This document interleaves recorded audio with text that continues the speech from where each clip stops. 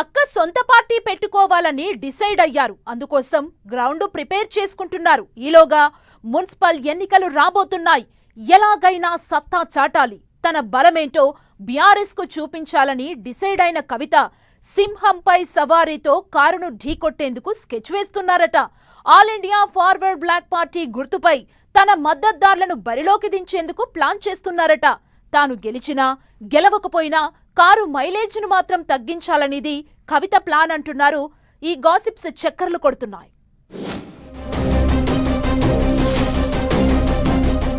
సింహం గుర్తుతో కారును ఢీకొట్టే ప్లాన్లో కవిత. రెబెల్స్ కు కేర్ ఆఫ్ గా All India forward black party.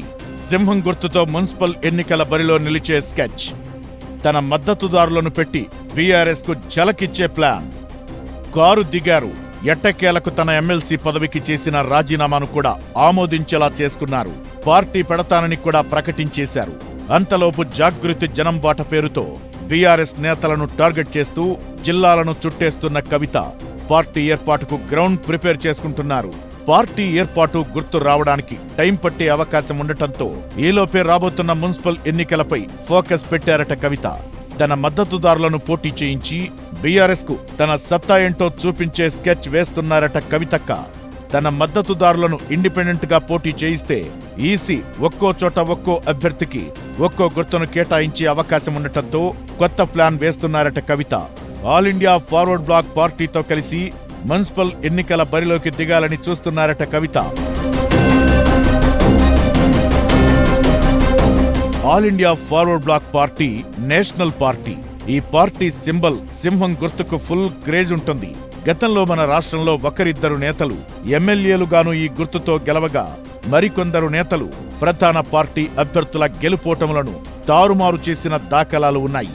Netaji Subhash Chandrabose ఐడియాలజీతో పురుడు పోసుకున్న పార్టీ కావడం, ఆ పార్టీ సింబల్ కూడా పౌరుషానికి ప్రతీకగా ఉండే సింహం గుర్తు కావడంతో ఫార్వర్డ్ బ్లాక్ పార్టీ నుంచి పోటీ చేసేందుకు ఆసక్తి చూపుతుంటారు నేతలు. ఈ క్రమంలోనే తన సొంత పట్టుతో పాటు సింహం గుర్తు తోడైతే పురపోరులో తన పవరేంటో తెలియజేయవచ్చన్నది ఆమె వ్యూహం అంటున్నారు. అందుకే All India forward black party నేతలు నిర్వహించిన సుభాష్ చంద్రబోస్ జయంతి వేడుకల్లో పాల్గొని ఓ ఇండికేషన్ ఇచ్చారట కవిత.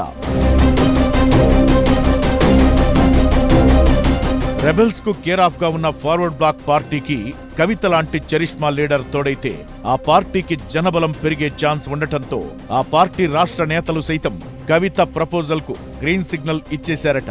అయితే సెంటిమెంట్, జాతకాలను బాగా నమ్మే కవితకు సింహం గుర్తు పొలిటికల్ గా కలిసి వస్తుందని జ్యోతిష్యులు, పండితులు చెప్పారట.